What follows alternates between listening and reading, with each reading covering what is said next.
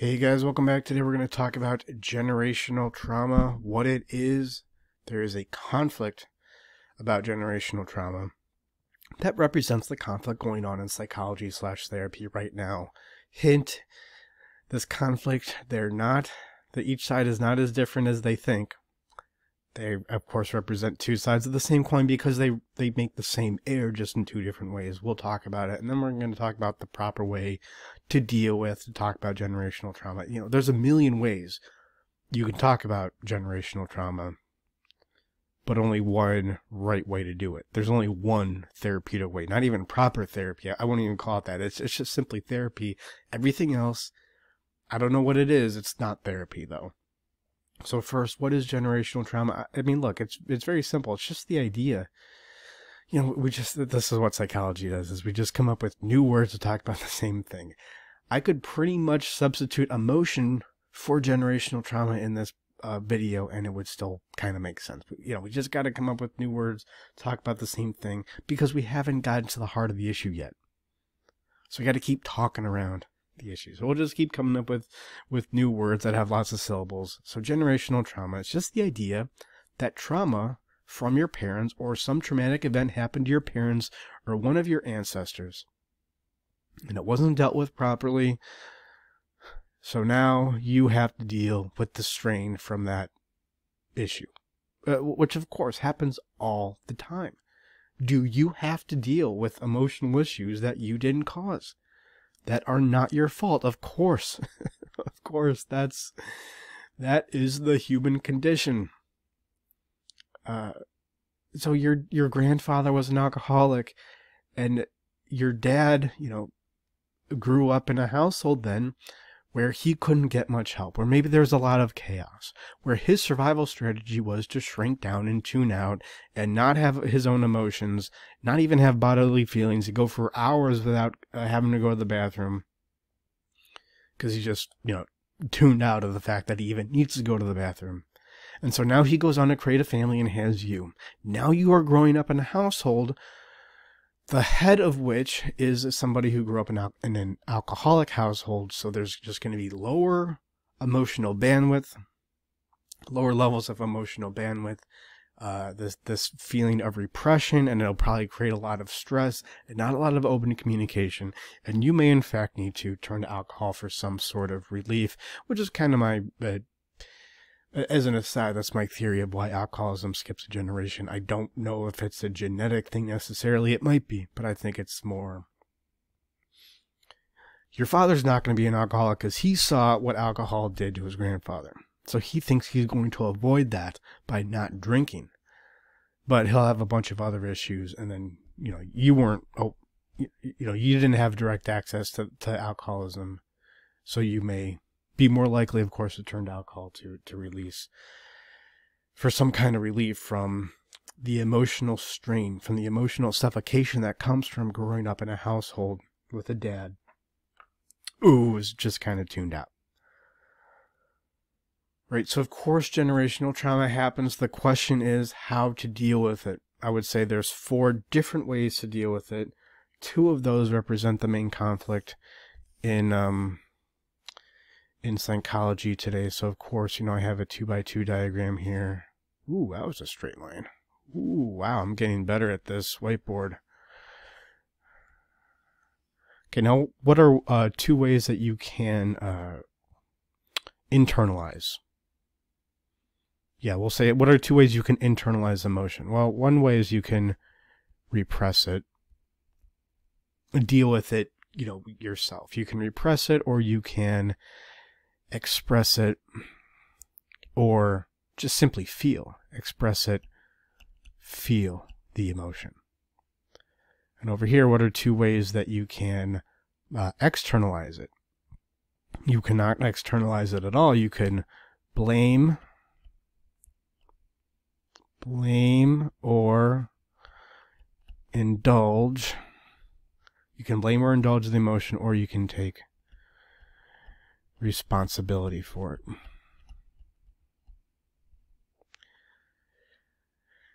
Now, the 2 sources of conflict are mainly from, well, down here, people who blame and indulge, but at least express and feel it.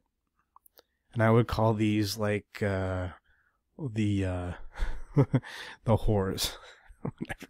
These are the generational trauma whores. These are the people who will feel the emotion, will say, yes, I have this issue because I come from indigenous stock and, you know, my ancestors fought the battle of Little Bighorn and I carry that trauma around with me. And which is good. I mean, you need to feel that, right? Like if you even think, even if it's just this subjective thought that you have, that you still carry around the trauma from Little Bighorn, okay, that is very important for you to feel. But because there's no explication of what to do with that, there's no explication of generational trauma, i.e. emotion, then inevitably what happens is you just kind of dump that on other people.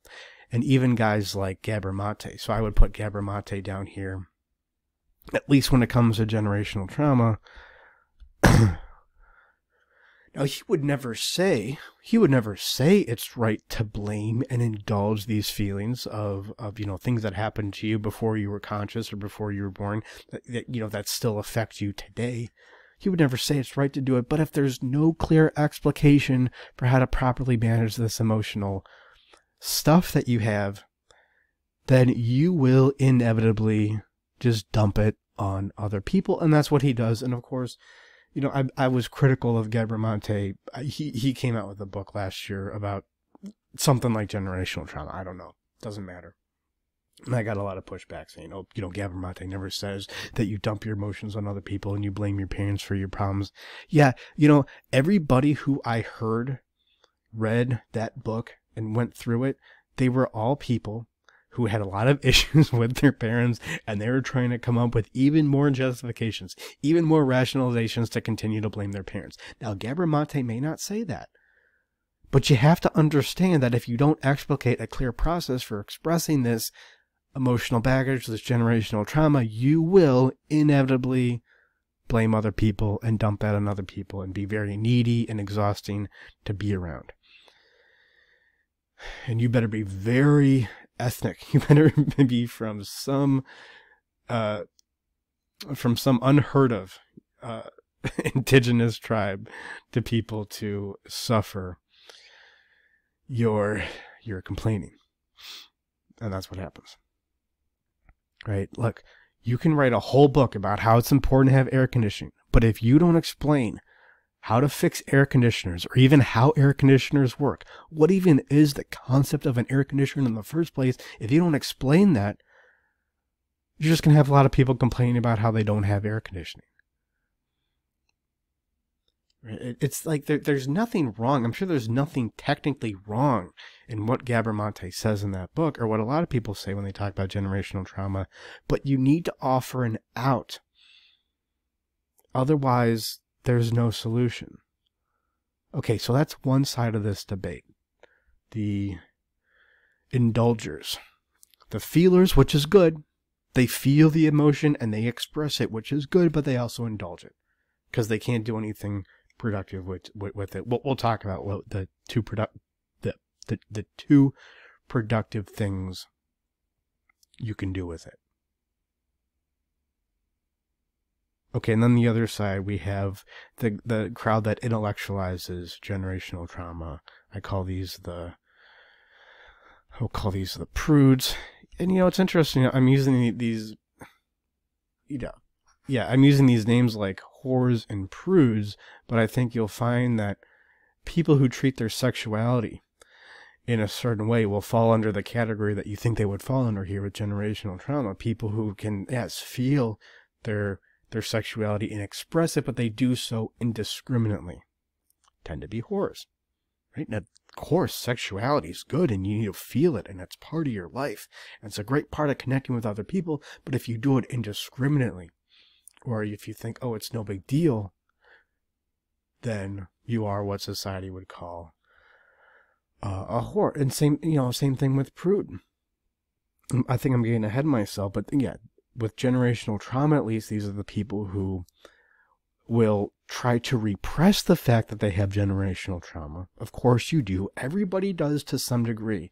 You try to repress it yet you still take responsibility for it.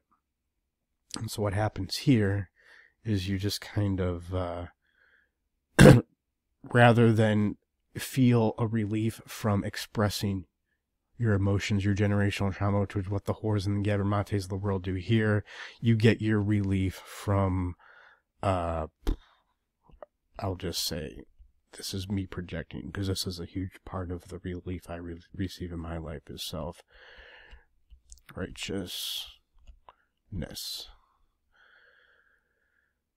Okay, and this side, they do the right thing by trying to take responsibility. Okay, so let me give you an example of this kind of person. I have a few quotations here from Twitter. This is a great one.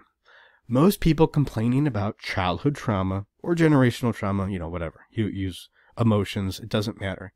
A lot of synonyms for that. Goes back to what I was saying, right? We don't know what the issue is, so we keep talking around it, and there will be new words with even more syllables in the next decade. Just you wait until we figure out how to talk through it, which I'm going to talk about here later in this video. Okay, so most people complaining about childhood trauma today need to read some Victorian literature to humble themselves. Did you become orphaned at a tender age, abused by step-parents, then sent to do hard labor in the middle of London at age 10? No? Then pipe down. Any emotion that you feel, just repress it. I mean, this person who I found on Twitter, she's even telling you explicitly to just stop talking about it. You feel something, it's an illusion. Your feelings is not real. Simply repress it. Now you see how we get people down here in the bottom left quadrant, the Gabermate, the whores, the people who indulge their emotions, who go to their cafe gratitude camps. Right? This is, you see where this comes from. It's because they have parents that say something like, you didn't have a hard life, your emotions aren't real, you just need to shut up. Well, that creates a huge internal conflict in some people of a certain temperament, and of course, you're going to get concepts like generational trauma. By the way, that's not even that bad of a situation. Like getting abused by step-parents and having to do hard labor at the age of 10, like that's not great, of course, but I don't know. I've heard plenty of stories from people who were born in the 80s, the 90s, that I would gladly trade for that kind of life. So, it just goes to show you, however much we can advance technologically. It's the Star Trek dilemma. Yes, we can advance technologically, but can we advance emotionally? Can we advance in wisdom, I would say? And a part of wisdom is IQ, but I think an even bigger part of wisdom is, can you screw your head on straight? Which means, can you manage your emotions in a healthy way? And some people do. Some people just get it intuitively, and they're they're like the Shaqs or the Michael Jordans of therapy. That's not me. I got to go through and analyze this stuff to do it correctly, and hopefully, even through my analysis, I can just give you a better perspective on how this works. Another quotation from somebody in the Prudes who represses their generational trauma and still tries to take responsibility for their lives, even though they're not accepting part of, their emotions. By the way, I'll tell you, that lady who said that, I'll tell you really where she's coming from. Well, we'll get to it. I'm doing her, I'm being very generous to her by putting her in this top right block here, that somebody who's at least taking responsibility. I don't think she's taking responsibility for anything here. We'll get to it though. Somebody else who fits in this prude self-righteousness camp is, isn't it interesting how generational trauma never existed until 10 years ago? I'm getting all this from Twitter, from accounts that are very popular and tweets that get a lot of retweets and likes. So I don't think this is just one person saying it. Oh, generational trauma. It didn't exist till about 10 years ago. Actually, it started in the 1980s. So thanks for looking that up. Even if it didn't exist until 10 years ago, what's wrong with talking about it if it's real? Yeah, of course. Somebody who was born in the turn of the century in London, or the 19th century in London, and had to go, do whatever forced labor. They have generational trauma too. They have their own trauma, but that doesn't mean that you don't. It's like saying, oh, it's not that bad. Your emotional issues aren't that bad, so just stop talking about it. By the way, yeah, you know what? Maybe it is a little frou-frou to talk about things like generational trauma, but that's a sign of progress. It's a sign of progress that we get to talk about generational trauma. It doesn't mean that the progress was bad. Can people hurt themselves with progress? Yes, it happens all the time. Plentiful food. And people will eat themselves to death because we now live in a society, in a civilization that has plentiful food. Does that mean that plentiful food is wrong? No. The fact that we are able to eat ourselves to death is proof that we live in a utopia. But, so it's not a bad thing, right? And it's the same thing with generational trauma. John Adams has that great quotation, I study war so my sons may study politics. My sons will study politics so that their sons will study art. Specialization is what he's talking about. And even I was making fun of, coming up with new words to describe emotions like generational trauma. But maybe it's just we need this kind of specialization right now in order for society to wrap our minds around what's going on in our unconscious. Yeah. Yeah, and especially on Twitter, and people get, Twitter brain, internet brain about this and think that they need to go out and I don't know. I just see a lot of this like trad life. Let's go live on a farm and homestead. You are talking about a society that is dirt poor.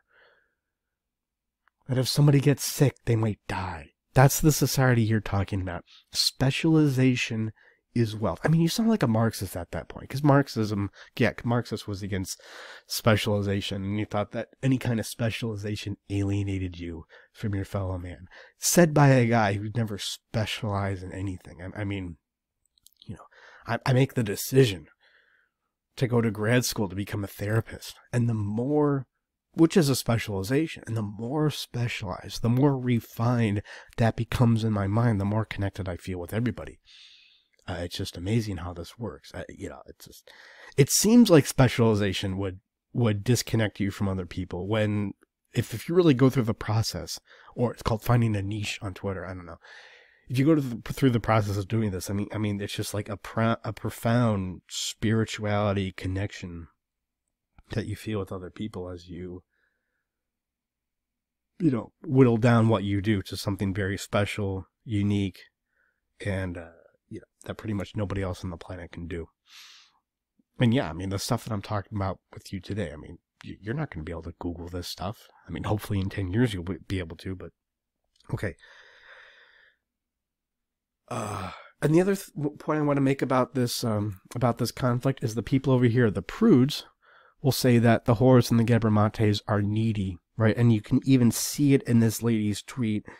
Oh, you were never abused, by your step-parents. You didn't do hard labor in the middle of London at age 10.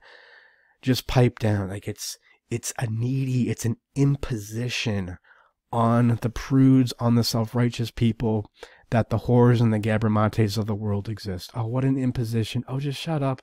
Oh, everybody has their issue. Just shut up and don't talk about it. Well, in effect, what they're saying is, oh, you're needy. Well, the neediest people in the world is when you're not taking responsibility, when you're repressing your emotions and you're not taking responsibility. Because inevitably what happens is you dump that on other people. You become very imperious, I think. I mean, she's being very imperious here. And it is just as needy. I come from the Midwest, where this kind of prude, self-righteous attitude towards your emotions, that's not the norm, but there's definitely a lot more of this than here in California. I mean, the stereotypes are true. I have seen more people cut off from friends and family, not because of some violent alcoholism. I mean, that's accepted. If you have a violent alcoholism issue, like, we'll accept you. You know, we might try to keep our distance, but we'll accept you. But when you do like the prude self-righteousness thing and get in everybody's business inadvertently, and I'll tell you why the prudes do it. That is needy. That is incredibly needy, and you don't even know it. And I think a large part of our so-called cultural divide isn't political. It's not cultural. Well, it may be under the heading of culture. It's more, yeah, like, we're not going to cut you off because of your political issues or because we disagree politically, but you don't shut up about it. And I don't know how to talk to you. And it's just exhausting for me to be around you. You think I'm cutting you off because you like Trump or voted for this other person? No. That has nothing to do. You know, you think it's political, you're just an asshole. And I think that goes on a lot. Like, these people up here are way, I mean, you know, when it comes to who I'd rather spend my evening with, or who I'd rather go out with to the opera. Yeah, right. Like, I'd never go to an opera. Ballet. I'll go to a ballet. Ballet, I think, is more legitimate. Anyway, I would much rather, I mean, I don't know if I'd rather go with the whores than the prudes. It would suck either way. Yeah. It would suck either way. And I think that informs a lot of especially conservative media. I don't know. And I'm just getting into it. So, what are these other two? These other two are, well, you know, the people who blame and indulge but still repress their emotions. That doesn't really make sense, right? Because if you're repressing emotion, there's nothing to blame or indulge, but it still invariably happens. There are people down here like this. You know where these people, we'll just call them a mess. You know where these people come from? They come from the prudes. The prudes, you can't do this for too long. You can't deny that you have emotions and still try to take responsibility for your life for too long. It just becomes too unbearable, and you end up going on Twitter and criticizing people who take generational trauma seriously. So the prudes inevitably, you know, they just kind of go down here, and they are not fun to be around. And it's these people here, and I think this is what the lady who is criticizing people for, you know, taking generational trauma seriously, or the other guy who said, oh, it's interesting how generational trauma didn't exist until 10 years ago. My supposition is that unconsciously these people are the whores and the Gabermates, and they're so pissed. They're like, you get away with complaining about your generational trauma. I don't get to do it. I don't get to do it, so my compensation for that would just be to dump on you on Twitter. Yeah, these people who are, you try this, right? You try to be a prude about it because you don't know any better. You think you can just take responsibility for your life while denying the fact that you do have emotions that affect you outside of your awareness, emotions, perhaps trauma, generational trauma, that is not your fault, but it still affects you. That is exhausting. You can only pretend to take responsibility for so long, and you turn into a mess. You turn into a mess here, and then you end up dumping on these guys, which is incredibly needy.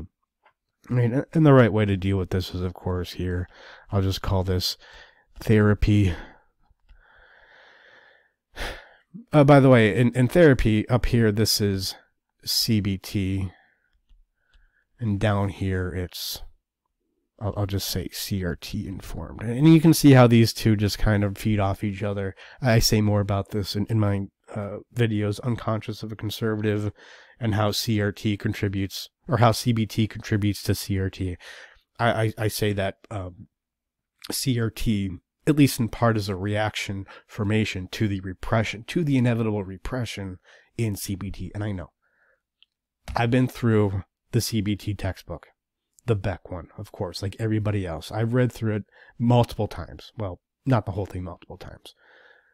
He never talks about repression, Mark, so he doesn't say to repress. You're putting words in his mouth. Yeah, I am putting words in his mouth, but Again, it's the air conditioner analogy. If you write a book about about how important air conditioning is and how you need a well-functioning air conditioner, and you just talk about the different parts and you say nothing about how they work together, or no like conceptual framework for what an air conditioner even is, that's going to lead to repression. It is. Okay, so therapy. Let's get to how to deal with generational trauma. You guys got this? Let me just erase.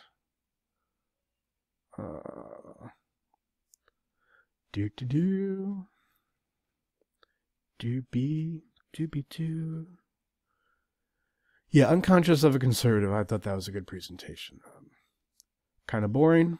I don't think it got a lot of views, but the content in there is pretty good, if you ask me. Okay, so what is therapy? There's two parts of therapy, given what was in that last 2x2 diagram, right? So the first part of therapy is feel. You need to feel your emotions. There is no greater characterization or representation of resentment, for instance, when a guy says, yeah, I didn't have the best dad ever, but I understand where he comes from, and he had a worse life than I had, and I don't fault him for anything, and yeah, I understand my dad had his own issues, but I don't get angry. You know what that means? That means murderous rage.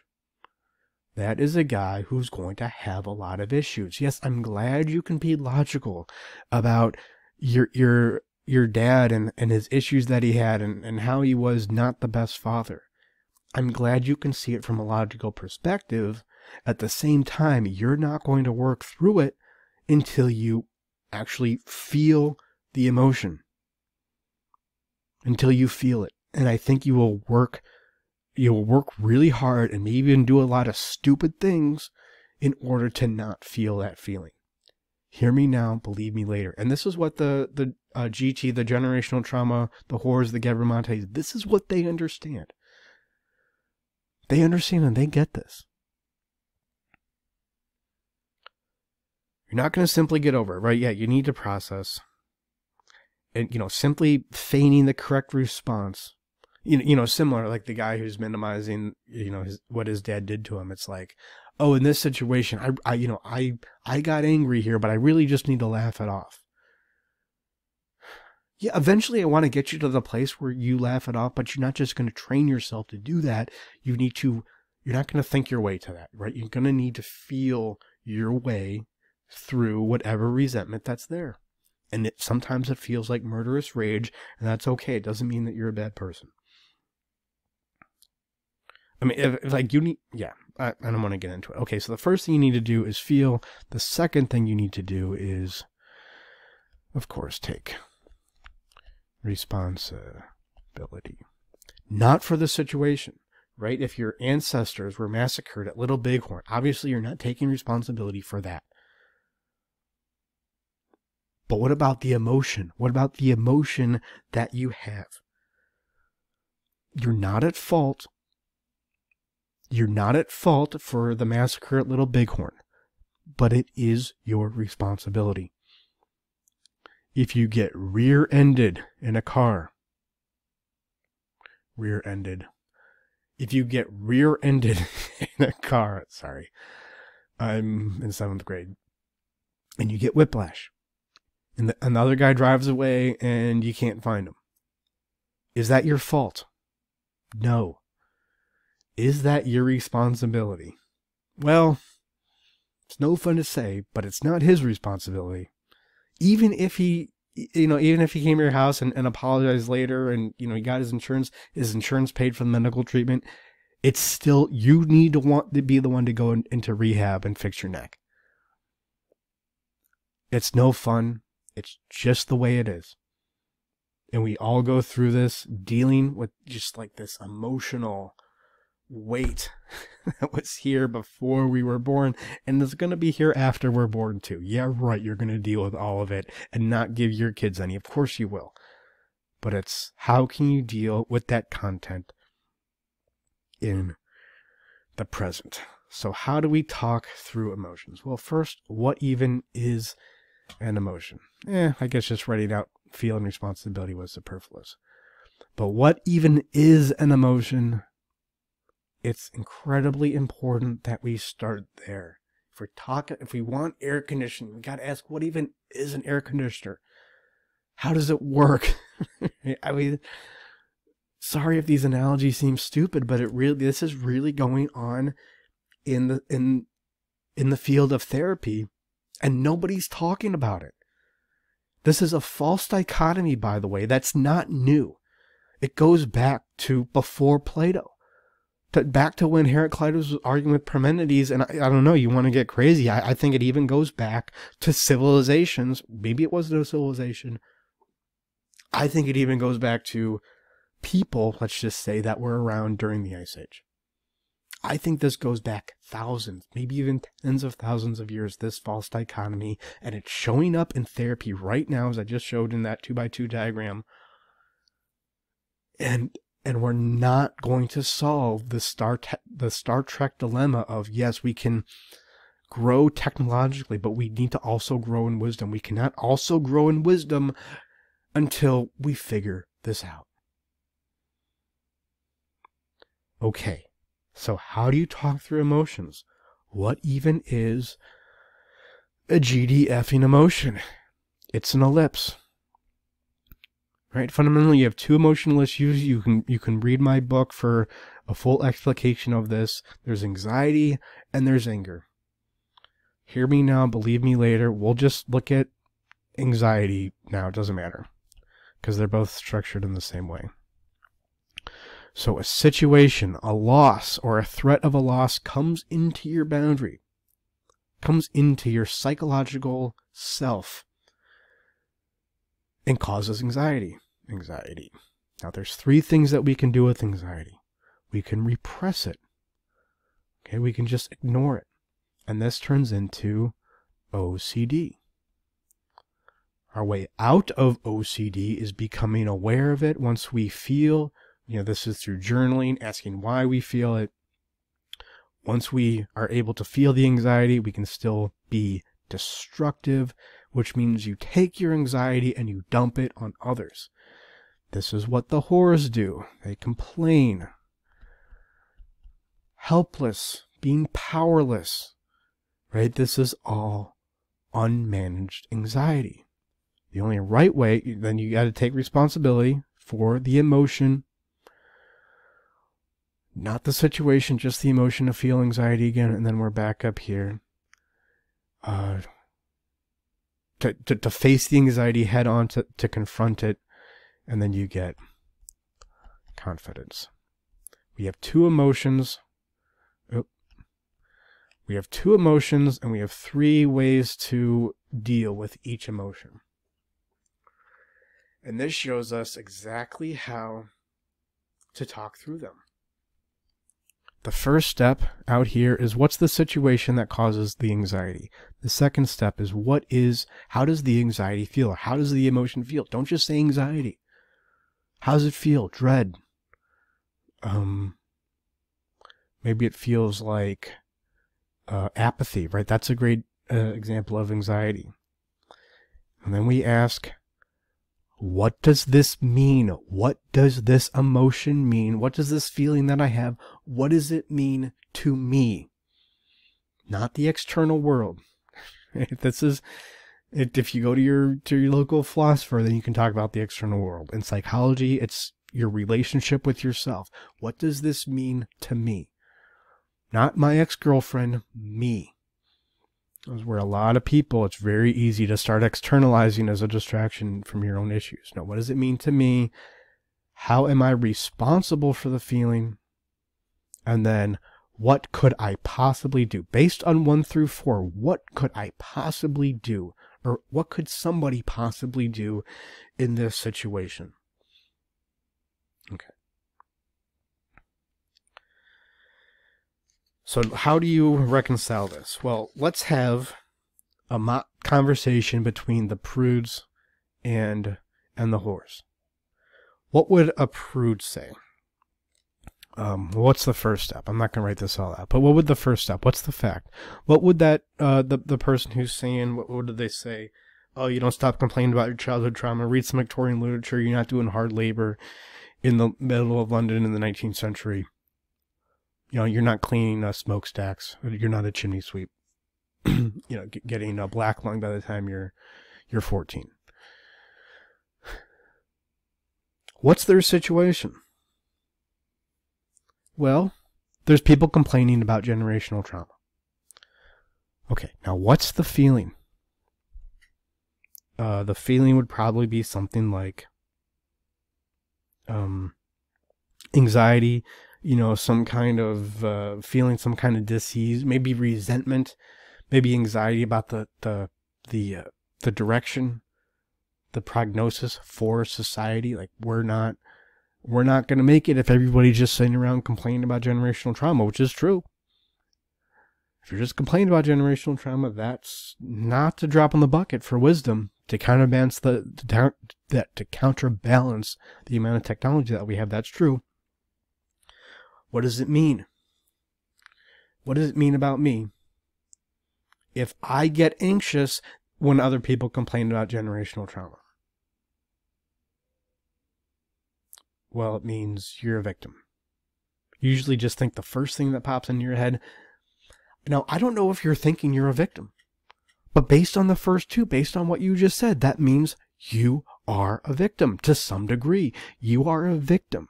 You are somehow negatively affected if other people in society don't manage their emotional issues well. And then to go deeper with that, ask, why are you a victim? Oh, because I'm not in control of my life. Right? If you're complaining about other people on Twitter, then you're not in control of your life, right? And maybe it's even scarier, humans are not in control of your life. I would submit that is your unconscious content that we're not going to do anything with right now. There's nothing to do with it right now, but just recognize. And part of this process, part of feeling your way through this, is recognizing that, you know, that may be an abhorrent thought, but the way that you're acting, the what you're talking about on Twitter indicates that humans are not in control of their lives. And then responsibility, right? What do I say here? Well, I didn't do, but for responsibility, the BCR test. Benefit, how do you contribute?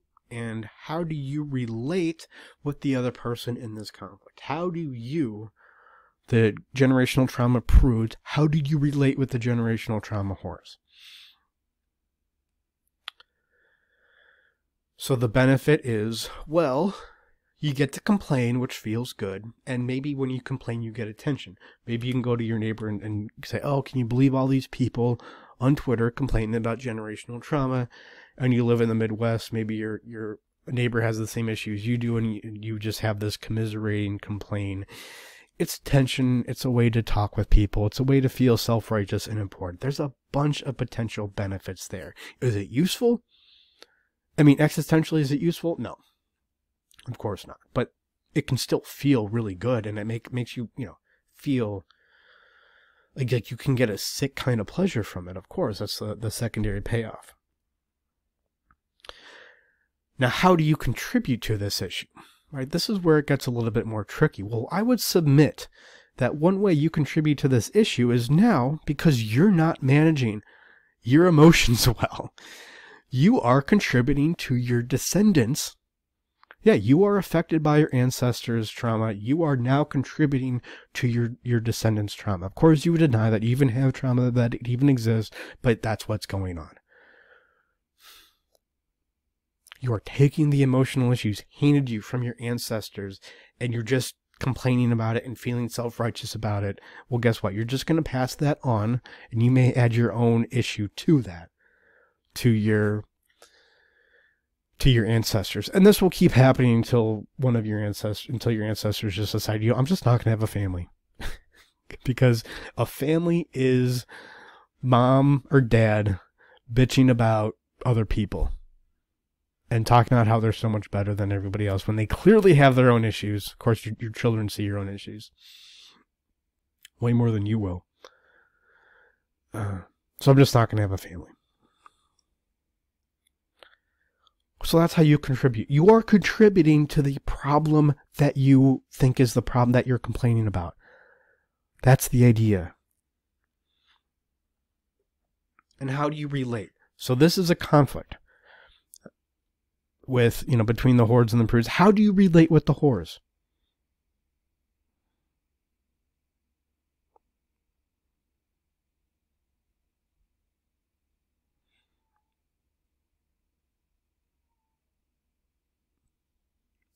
Sorry, my brain just kind of froze up there for a second. I've been talking for a while. How do you relate with the whores? Well, have you ever felt the urge to blame your problems on other people? On your mom? On your dad? Yeah, you admit that it's wrong, but have you felt that urge? I think you're really lying if you don't. if you can't just admit and then talk about one specific instance where you felt that urge.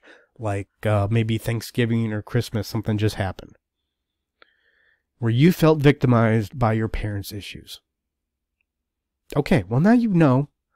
Now you know where the whores are coming from, right? Same thing with the whores, the indulgers.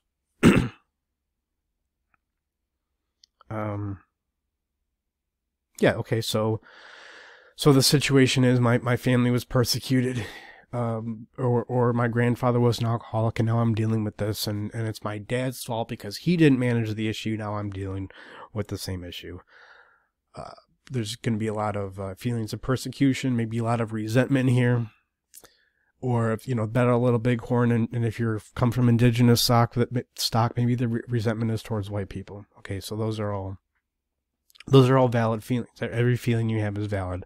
What you do with it may not necessarily be valid. What does it mean? If you're still affected by the Battle of Little Bighorn, well, it's the same thing, right? You're a victim. You're not in control of your life. Now I think we're starting to see how these are two sides of the same coin. I live in a society that's falling apart. Other people, right? And this could be, what's so interesting about this is this could be the generational trauma Prudes talking. Other people don't understand. They don't understand what I'm talking about. They don't understand how smart I am.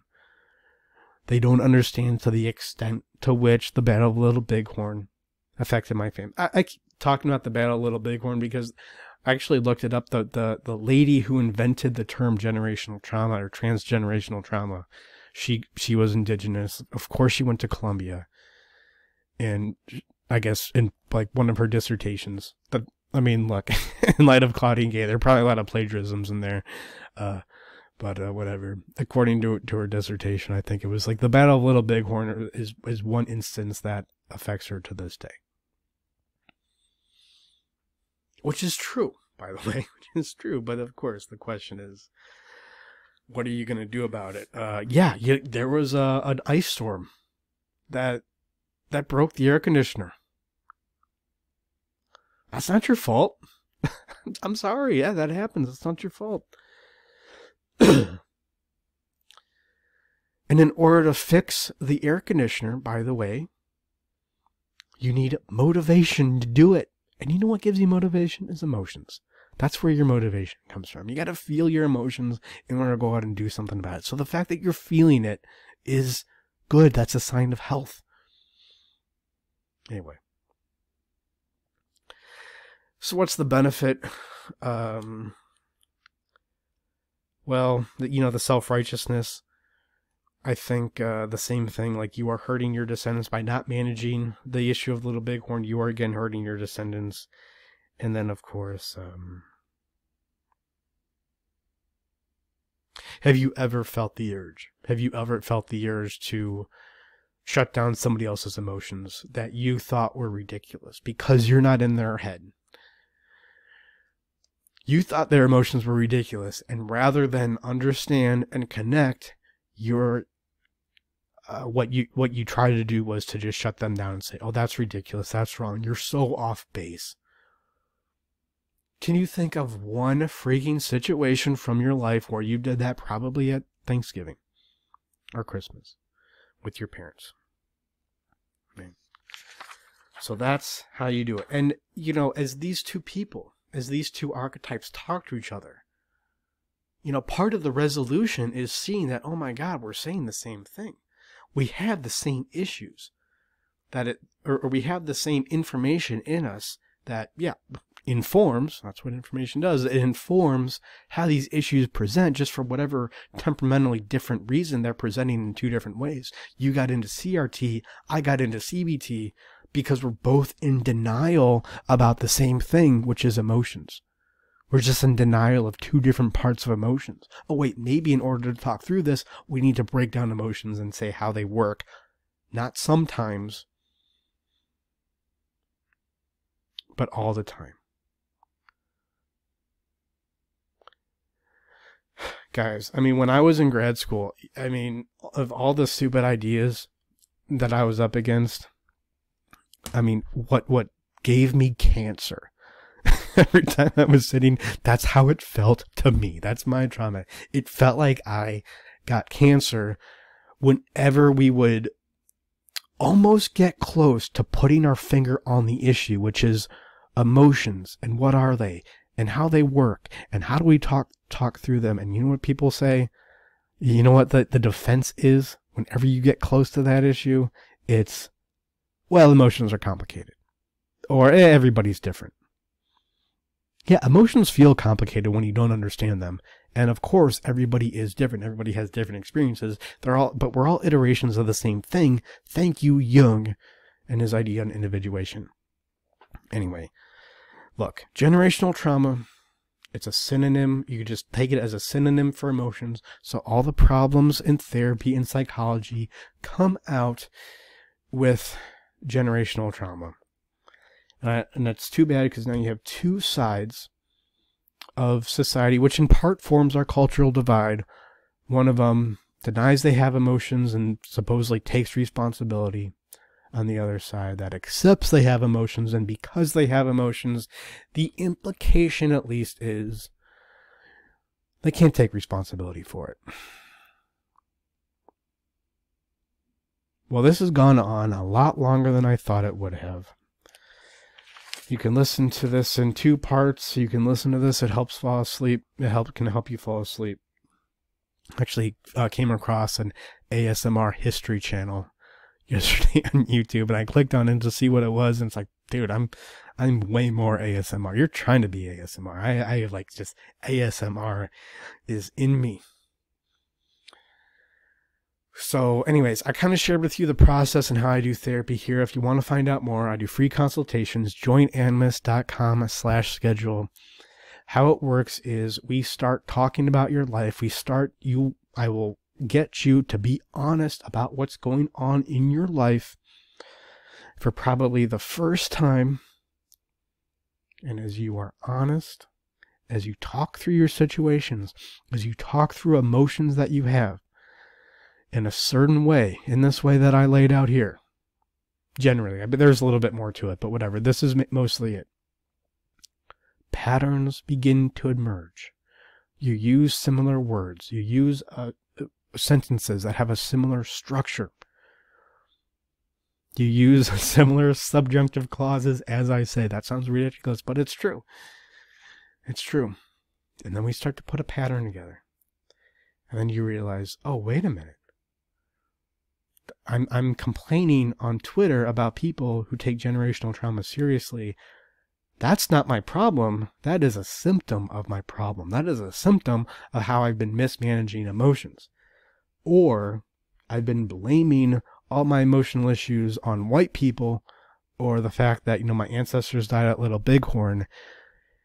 And that is not my issue either. That's a symptom of something else I'm doing. Of some way that I am mismanaging my emotions on an even more fundamental level.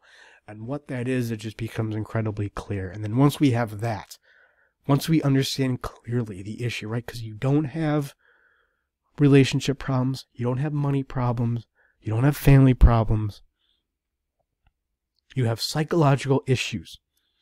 You have a way that you mismanage emotions that shows up in each of these different areas. And we get clear about what that issue is, get you to explain it a bunch of different ways, talk through it in a healthy way. And then I think what you'll find, we'll do some other things, but I think what you'll find in that process alone is the symptoms, you won't even have to will them away.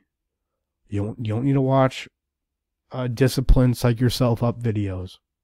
You don't need to watch, David Goggins and Jocko Willink will seem exhausting, and rightfully so. Because you realize, that was just a distraction from doing the work that matters. That's what I can help you with. joinanimus.com/schedule. Thank you guys, and I wish you all the pain and joy that comes from talking through your generational trauma in a healthy way.